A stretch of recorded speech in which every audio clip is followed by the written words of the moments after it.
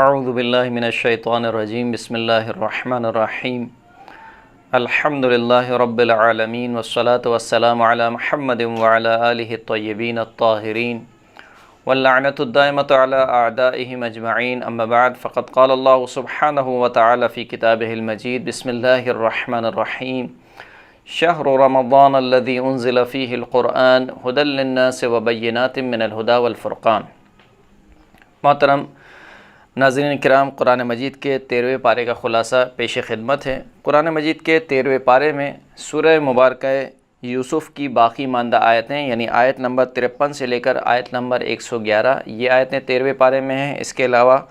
سورہ مبارکہ رعد یعنی پوری سورہ مبارکہ رعد 13ویں پارے میں ہے، اور پوری سورہ مبارکہ ابراہیم یہ بھی 13ویں پارے میں ہے۔ اس کی ابتدائی آیت میں خداوند کریم نے جناب یوسف کا قصہ بیان کرتے ہوئے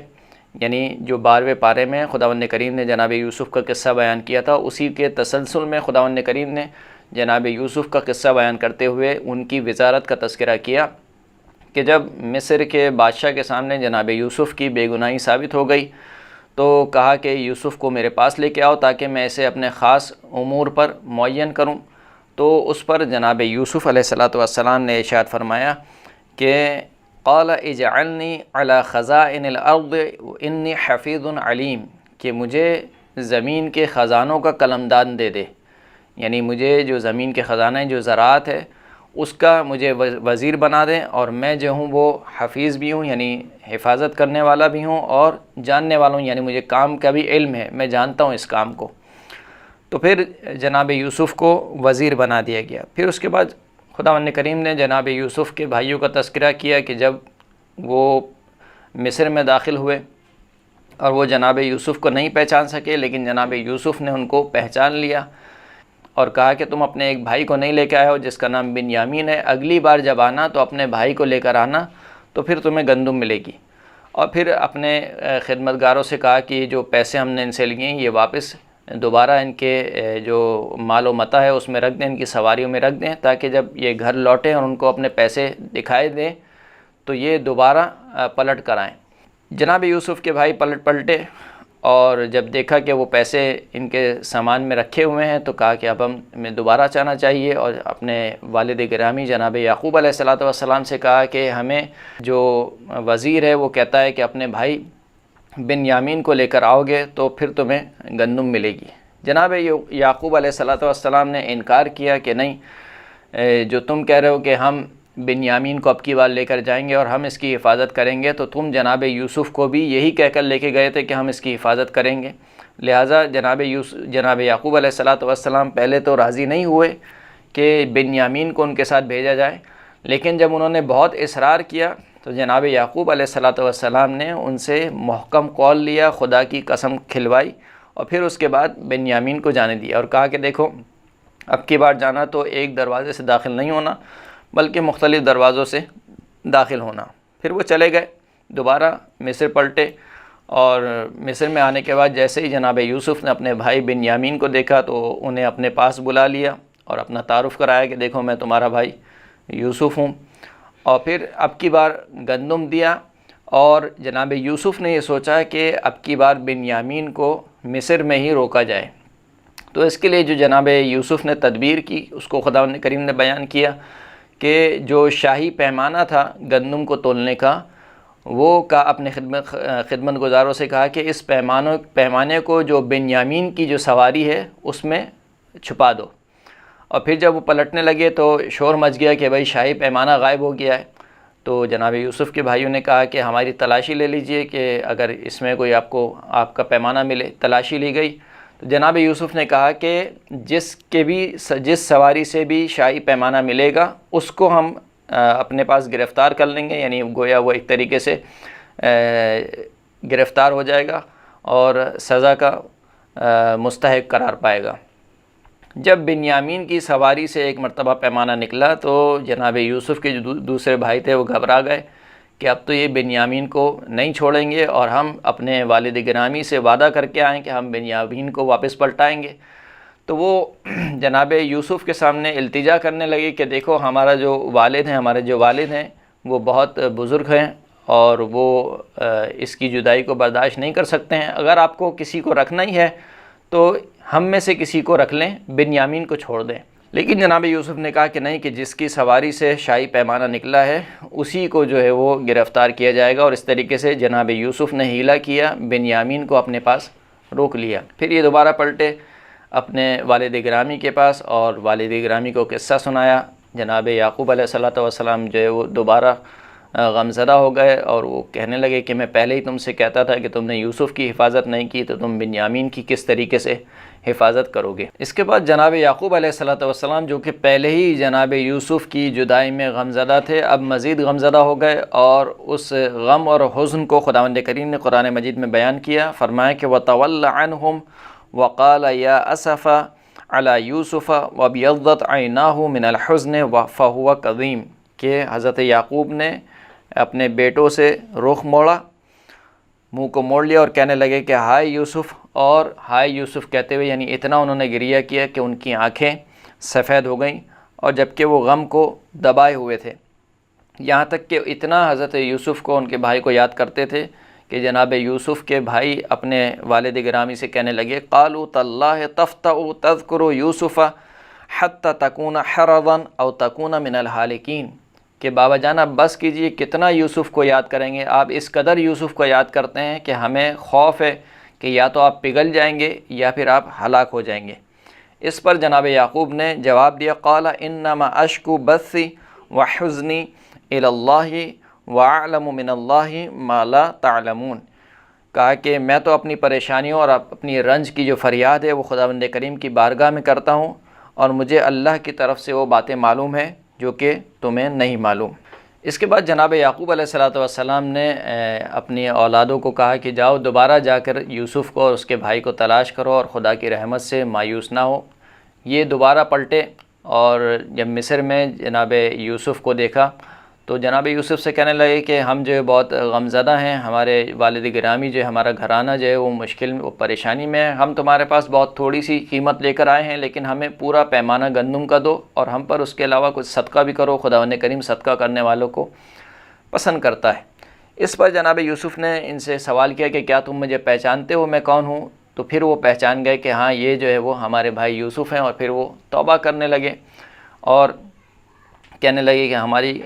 غلطیوں کو اور ہماری خطاؤں کو معاف فرما۔ جناب یوسف نے ان کی توبہ کو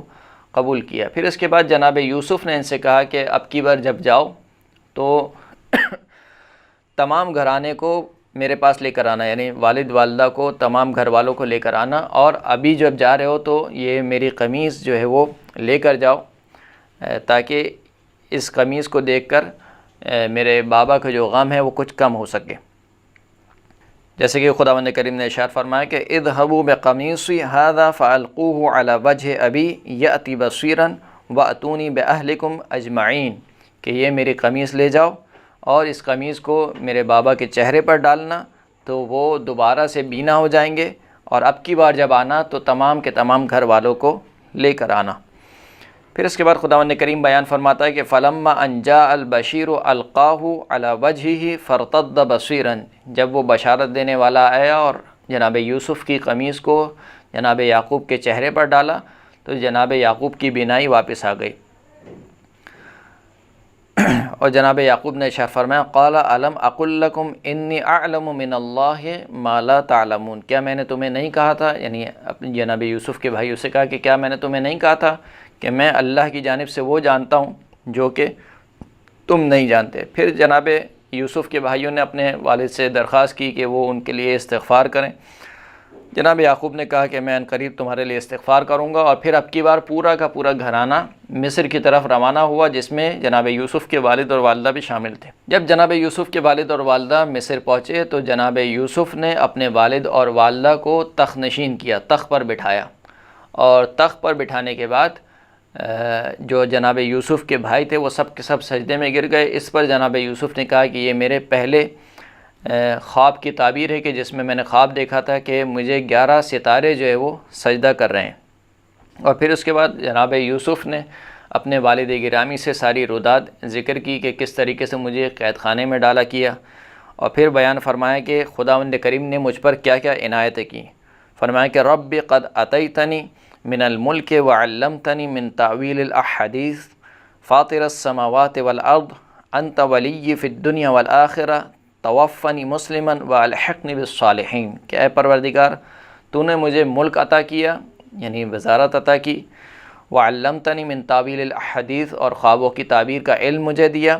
تو ہی زمینوں اور آسمان کا خلق کرنے والا ہے، تو ہی میرا ولی ہے دنیا میں بھی آخرت میں بھی، اور مجھے مسلمان کی حالت میں مارنا اور مجھے صالحین کے ساتھ ملحق کر دینا۔ تو یہ تقریباً آیت نمبر 102 تک جناب یوسف کا تفصیلی قصہ تھا کہ جس کو خداوند کریم نے سورہ مبارکہ یوسف میں بیان کیا۔ اس کے بعد کی آیت میں خداوند کریم نے بیان فرمایا کہ انبیاء جو توحید کی طرف دعوت دیتے ہیں وہ کسی دنیاوی فائدے کے لیے یا کسی مال و متاع کے لیے لوگوں کو توحید کی دعوت نہیں دیتے ہیں۔ ارشاد ہوا کہ وما تسألهم علیہ من اجر ان ہوا الا ذکر للعالمین، کہ اس دعوت تبلیغ پر، اس تبلیغ رسالت پر آپ ان سے کوئی اجر کا سوال مت کریں، یہ تو فقط ذکر ہے عالمین کے لیے۔ اور پھر اس کے بعد خداوند کریم نے توحید کا بیان کیا، اس کائنات میں موجود توحید کی نشانیوں کا تذکرہ کیا، اور بیان ہوا کہ عذاب خدا انتہائی نزدیک ہے۔ اور پھر اس کے بعد خداوند کریم نے بیان فرمایا کہ یہ جو ہم قصے بیان کر رہے ہیں، سورہ مبارکہ یوسف کی آخری آیت میں جو بیان فرمایا کہ یہ جو ہم انبیاء کے قصے بیان کر رہے ہیں، یہ ایسا نہیں کہ ہم نے اپنی طرف سے گڑھ لیے ہیں، یعنی یہ قرآن کوئی قصے کہانیوں کی کتاب نہیں ہے۔ تو یہ قصے ہم کیوں بیان کر رہے ہیں؟ فرمایا کہ لقد کان فی قصصہم عبرۃ لاولی الالباب ما کان حدیثا یفترى ولکن تصدیق الذی بین یدیہ وتفصیل کل شیء وہدی ورحمۃ لقوم یؤمنون،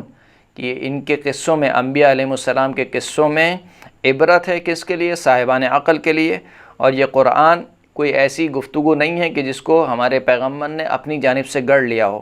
بلکہ یہ جو قرآن ہے یہ تصدیق کرتا ہے اس سے پہلے والی کتابوں کی، اور اس میں ہر شے کی تفصیل موجود ہے، اور یہ ہدایت ہے اور رحمت ہے مومنین کے لیے۔ اس کے بعد سورہ مبارکہ رعد شروع ہوتی ہے، اور سورہ مبارکہ رعد کی کل آیات 43 ہیں، جو ساری کی ساری آیت اس 13ویں پارے میں شامل ہیں۔ سورہ مبارکہ رعد کے بارے میں امام جعفر صادق علیہ السلام ارشاد فرماتے ہیں کہ من اکثر قراءۃ سورۃ الرعد لم یصبہ اللہ بصاعقۃ ابدا ولو کان ناصبیا واذا کان مؤمنا ادخل الجنۃ بلا حساب وَيُشَفَّعُ فِي جَمِيعِ مَنْ يَعْرِفُهُ مِنْ أَهْلِ بَيْتِهِ وَإِخْوَانِهِ، کہ جو شخص بھی کثرت کے ساتھ سورہ مبارکہ رعد کی تلاوت کرتا ہے تو خداوند کریم کبھی بھی اس پر آسمانی بجلی نہیں گرائے گا۔ وَلَوْ كَانَ نَاصِبِيًّا، امام فرماتے ہیں کہ اگرچہ کہ وہ ناصبی کیوں نہ ہو، یعنی اہل بیت اطہار سے دشمن رکھنے والا ہی کیوں نہ ہو، اگر سورہ رعد کی تلاوت کرتا ہے پابندی سے تو خداوند کریم اس کو یہ والا عذاب نہیں دے گا، بھلے سے کوئی اور دوسرا عذاب دے دے۔ اور پھر فرمایا کہ اگر وہ مومن ہو تو خداوند کریم اس کو بغیر حساب کی جنت میں داخل کرے گا، اور اس کے گھر والوں کے حق میں اور جو لوگ بھی اس کو جانتے ہیں اس کے دوست و یار کے حق میں اس کی شفاعت کو قبول کیا جائے گا۔ سورہ مبارکہ رعد کی ابتدائی آیات میں قرآن مجید کی حقانیت کا بیان کرتے ہوئے خداوند کریم نے توحید کی عظمت کو بیان کیا، اور بالخصوص توحید در ربوبیت کو بیان کیا، اور اس پر واضح دلیلوں اور نشانیوں کا تذکرہ ہوا۔ اس کے بعد خداوند کریم نے آیت نمبر 5 میں معاد کا تذکرہ کیا کہ یہ جو کافر ہیں یہ معاد کا انکار کرتے ہیں اور اسے ایک عجیب بات شمار کرتے ہیں۔ فرمائیں کہ وَإِن تَعْجَبْ فَعَجَبٌ قَوْلُهُمْ أَإِذَا كُنَّا تُرَابًا أَإِنَّا لَفِي خَلْقٍ جَدِيدٍ أُولَئِكَ الَّذِينَ كَفَرُوا بِرَبِّهِمْ وَأُولَئِكَ الْأَغْلَالُ فِي أَعْنَاقِهِمْ وَأُولَئِكَ أَصْحَابُ النَّارِ هُمْ فِيهَا خَالِدُونَ، کہ اگر آپ کو ان کی باتوں سے تعجب ہوتا ہے تو اصل تعجب تو ان کا قول ہے۔ ان کا قول کیا ہے کفار کا؟ کہ جب ہم مٹی بن جائیں گے تو کیا ہمیں دوبارہ زندہ کیا جائے گا، یعنی ایک نئی خلقت ہوگی ہماری۔ تو یہ ان کا تعجب آور قول ہے کہ جو شخص اپنی پہلی خلقت کو دیکھ رہا ہو وہ کیسے انکار کر سکتا ہے اپنی دوسری خلقت کا۔ پھر فرمایا کہ یہ وہ لوگ ہیں کہ جنہوں نے اپنے رب کا انکار کیا، کفر کیا، اور یہ وہ زنجیریں ہیں جو ان کے گلوں میں ہیں، اور یہ لوگ صاحبان جہنم ہیں اور اس میں ہمیشہ ہمیشہ کے لیے رہیں گے۔ اس کے بعد خداوند کریم نے کافروں کی اس خواہش کا ذکر کیا کہ کافر کہتے ہیں کہ اگر یہ سچا نبی ہے تو اس کے اوپر کوئی نشانی نازل کیوں نہیں ہوتی، یعنی یہ وہ ان کی خواہش ہے جو بار بار خداوند کریم نے جس کا تذکرہ کیا ہے، اور یہ بار بار یہ کہتے ہیں کہ اگر یہ سچا نبی ہے تو اس کے اوپر کوئی نشانی کیوں نازل نہیں ہوتی۔ اس کے جواب میں خداوند کریم نے اپنے حبیب سے کہا کہ اے حبیب ان کو جواب دیجئے کہ انما انت منذر ولکل قوم ہاد، کہ آپ تو فقط ڈرانے والے ہیں اور ہر قوم کے لیے ایک ہدایت کرنے والا ہادی موجود ہے۔ اور اس آیت کے اس ٹکڑے کی تفصیل میں شان نزول میں طرفین میں یہ روایت موجود ہے کہ اس آیت کو پڑھتے ہوئے رسول اللہ نے اپنی طرف اشارہ کیا کہ انما انت منذر، کہ میں منذر ہوں، اور مولا کائنات علی ابن ابی طالب کے کاندھے پہ ہاتھ رکھ کے کہا کہ وَلِكُلِّ قَوْمٍ ہاد، کہ ہر قوم کے لیے ایک ہدایت کرنے والا ہے۔ اس کے بعد آیت نمبر 7 اور 9 میں خداوند کریم نے اپنے علم کو بیان کیا، فرمایا کہ اللہ یعلم ما تحمل كل انثى وما تغیض الارحام وما تزداد وكل شيء عنده بمقدار عالم الغیب والشہادت الکبیر المتعال، کہ خداوند کریم ہر مادہ جو حاملہ ہوتی ہے اس کے بارے میں جانتا ہے کہ وہ کس چیز سے حاملہ ہوئی ہے، اور خداوند کریم رحم کے کم ہونے اور زیادہ ہونے کو بھی جانتا ہے، اور ہر چیز خدا کے نزدیک ایک مقدار میں موجود ہے۔ خداوند کریم وہ ہے جو عالم الغیب والشہادہ ہے، غیب کا علم بھی رکھتا ہے اور حضور کا علم بھی رکھتا ہے۔ اور پھر فرمایا کہ الکبیر المتعال، خداوند کریم وہ ہے کہ جو انتہائی بلند مرتبہ ہستی ہے۔ اس کے بعد خداوند کریم نے ایک سنت الہی کا تذکرہ کیا کہ جس کو آیت نمبر 11 میں خداوند کریم نے بیان فرمایا کہ ان اللہ لا یغیر ما بقوم حتی یغیروا ما بانفسہم،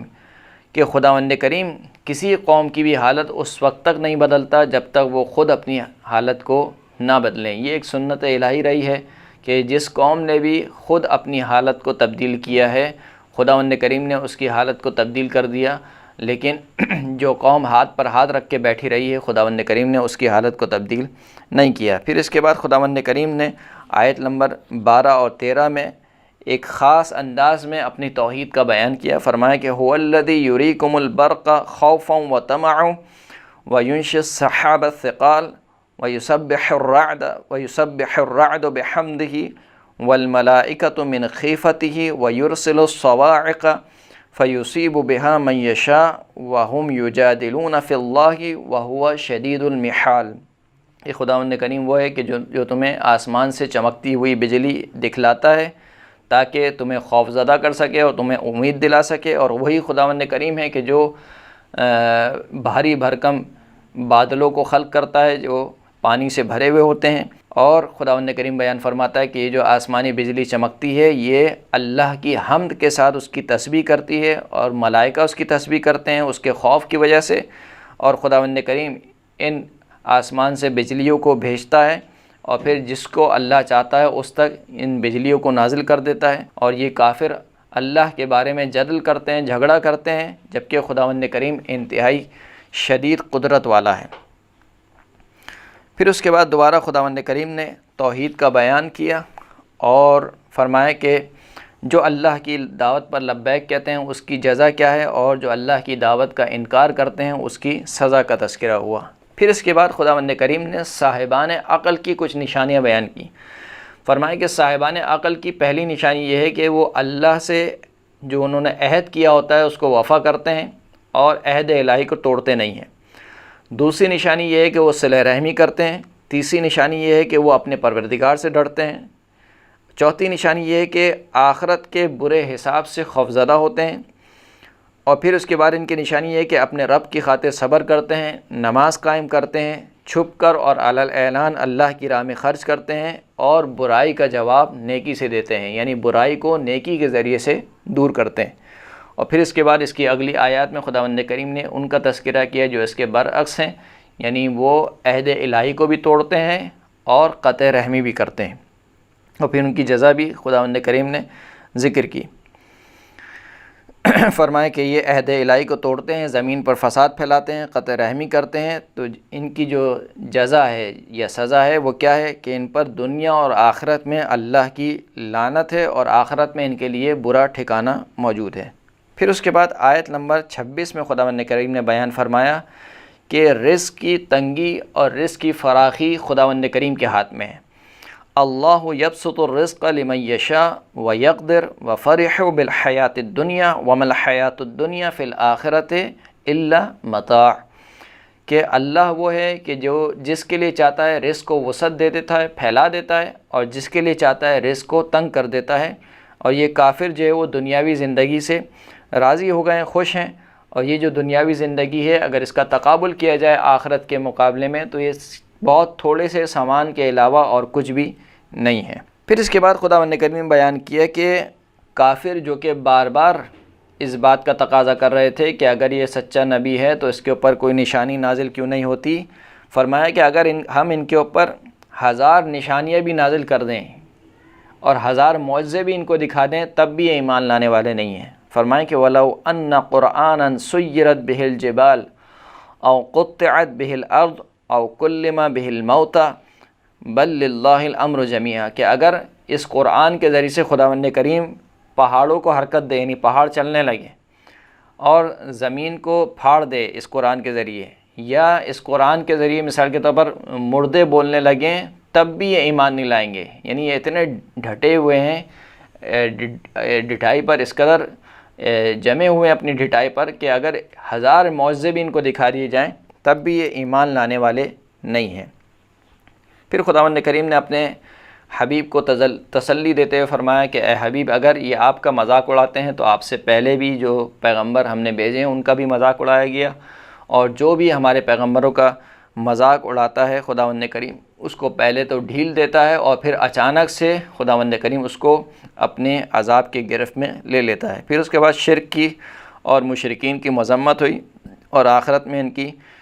سزا کا بیان ہوا، اور آخری آیات میں سورہ مبارکہ رعد کی متقین کی جنت کا تذکرہ ہوا۔ کافروں کی خواہش کی پیروی سے ڈرایا گیا کہ دیکھو کافروں کی خواہش ہے ان کی اتباع نہ کرو، اور پھر اس کے بعد فرمایا کہ رسولوں میں سے جو رسول بھی کوئی معجزہ لاتا ہے تو وہ اللہ کے اذن سے لاتا ہے، یعنی کسی رسول کے ہاتھ میں نہیں ہے کہ وہ اپنی مرضی سے کوئی معجزہ دکھا سکے، جو اللہ اذن دیتا ہے، جو اللہ معجزہ دکھانا چاہتا ہے وہ رسول معجزہ دکھاتا ہے۔ اور پھر آخری آیت میں رسول اللہ صلی اللہ علیہ وآلہ وسلم کی حقانیت کو بیان فرمایا۔ اس کے بعد کی جو سورہ ہے وہ سورہ مبارکہ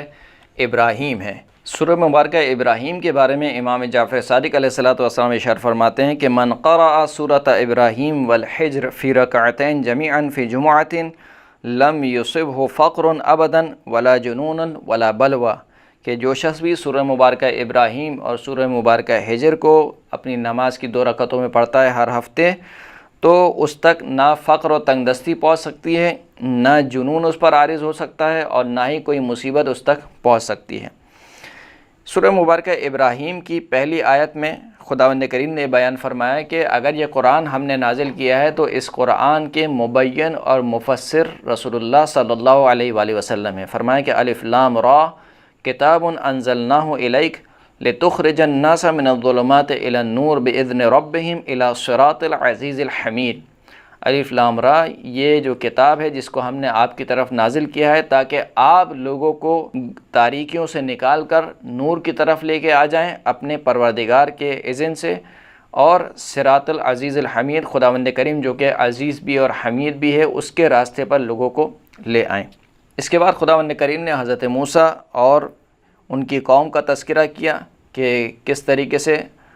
حضرت موسیٰ نے اپنی قوم کو یاد دلایا کہ اے قوم بنی اسرائیل یاد کرو کہ خداوند کریم نے تم پر نعمت کی کہ تمہیں فرعون سے نجات دی جو تمہارے بچوں کو قتل کرتا تھا اور تمہاری عورتوں کی عصمت دری کرتا تھا، اور اس کے علاوہ اور بہت سی ان کی نعمتوں کو یاد دلایا۔ پھر اس کے بعد خداوند کریم نے قوم نوح اور قوم عاد اور قوم سمود اور جو ان کے بعد کی قومیں تھیں ان کا تذکرہ کرتے ہوئے فرمایا کہ ان تمام قوموں نے اپنے اپنے انبیاء کا انکار کیا۔ پھر اس کے بعد خداوند کریم نے ذکر کیا کہ کس طریقے سے ہمارے انبیاء نے توحید کو اپنی قوم تک پہنچایا، اور ان کی قوم یہی کہتی تھی کہ تم تو ہماری طرح کے ایک بشر ہو، اس کے جواب میں یہ کہتے تھے کہ ہم یقیناً تمہاری طرح کے ایک بشر ہیں، لیکن خداوند کریم جس پر چاہے اپنا فضل کرتا ہے، تو ہم پر خداوند کریم نے خاص اپنا فضل و کرم کیا ہے، لہٰذا ہم تم جیسے ہیں مگر تم جیسے نہیں ہیں۔ اور پھر اس کے بعد خداوند کریم نے ذکر کیا کہ یہ جو کفار تھے یہ نہ صرف یہ کہ اپنے انبیاء کی باتوں کو نہیں مانتے تھے بلکہ ان کو دھمکی دیتے تھے کہ اگر آپ باز نہیں آئے تو ہم آپ کو شہر بدر کر دیں گے، اپنے دیار سے نکال دیں گے، اپنے گھر سے نکال دیں گے۔ پھر اس کے بعد خداوند کریم نے کفار کے عذاب کا تذکرہ کیا اور فرمایا کہ ان کے جو اعمال ہیں وہ ریت کی مانند ہیں، ان کے اعمال کو ریت سے تشبیہ دی، یعنی یہ کفار جتنے بھی اچھے اعمال کیوں نہ کر لیں، یہ اعمال کے سب اعمال ریت کی مانند ہیں، آخرت میں ان کی کوئی جزا نہیں ہے۔ اور پھر مشرکین کے لیے دنیا اور آخرت میں ذلت اور خواری کو بیان کیا۔ اور پھر خداوند کریم نے 2 کلموں کا ذکر کیا، ایک کلمہ طیبہ اور ایک کلمہ خبیثہ۔ کلمہ طیبہ کو تشبیہ دی شجرہ طیبہ سے اور کلمہ خبیثہ کو تشبیہ دی شجرہ خبیثہ سے۔ فرمایا کہ کلمہ طیبہ کی مثال شجرہ طیبہ کی طرح ہے کہ جس کی جڑ بھی مضبوط ہے اور اس کی جو شاخیں ہیں وہ آسمان کی طرف جاتی ہیں اور وہ ہر زمانے میں اپنا پھل دیتا ہے، اور جو کلمہ خبیثہ ہے اس کی مثال شجرہ خبیثہ کی طرح سے ہے کہ جس کی کوئی جڑ نہیں ہے اور وہ روئے زمین پر اگتا ہے۔ پھر اس کے بعد خداوند کریم نے شرک کی مذمت کی اور کفران نعمت کی مذمت کی اور بیان فرمائے کہ اللہ کی نعمتیں اتنی ہیں کہ اگر تم ان کو شمار کرنا چاہو تو تم ان کو شمار نہیں کر سکتے۔ اور پھر اس کے بعد خداوند کریم نے حضرت ابراہیم کا قصہ بیان فرمایا کہ جب حضرت ابراہیم نے اپنی زوجہ اور جناب اسماعیل کو جو اس وقت نومولود تھے ان کو مکہ میں جو ابھی کا مکہ ہے اس زمین میں کہا کہ اپنی بیوی کو اور اپنے بچے کو وہاں پر چھوڑ دو، ایک ایسے مقام پر کہ جہاں پر نہ پانی ہے نہ آب و گیا ہے۔ اور جناب ابراہیم کا یہ امتحان تھا، حضرت ابراہیم نے اپنی زوجہ کو اور جناب اسماعیل کو وہاں پر چھوڑ دیا۔ اور پھر اس کے بعد جناب ابراہیم کی دعاؤں کا تذکرہ ہوا کہ اس موقع پر جو حضرت ابراہیم نے دعائیں مانگی ہیں بڑی اہم دعائیں ہیں، انشاءاللہ اگر وقت ہوتا تو میں ان دعاؤں کو بیان کرتا، لیکن آپ ان دعاؤں کو ضرور پڑھیے گا، بڑی اہم دعائیں ہیں جو حضرت ابراہیم نے بالخصوص اپنی اولاد کے لیے مانگی ہیں۔ پھر اس کے بعد خداوند کریم نے بیان فرمایا کہ کافر یہ گمان نہ کریں کہ اللہ ان کے اعمال سے جو ہے وہ غافل ہے، بلکہ اس نے عذاب کو ٹالا ہوا ہے ایک ایسے دن کے لیے کہ جس دن کافروں کی آنکھیں جو ہیں وہ خیرہ ہو جائیں گی۔ اور فرمایا کہ جب کافر عذاب کو دیکھیں گے تو یہ پشیمان ہوں گے اور کہیں گے کہ ہمیں مزید مہلت دے دے، لیکن اس وقت مہلت نہیں دی جائے گی۔ اور پھر آخر میں خداوند کریم نے فرمایا کہ اللہ کافروں کی چالوں سے اور ان کے مکر و حیلے سے غافل نہیں ہے۔ اور پھر آخر میں روز قیامت کی ہولناکی کا تذکرہ ہوا۔ وآخر الدعوانا ان الحمد للہ رب العالمین۔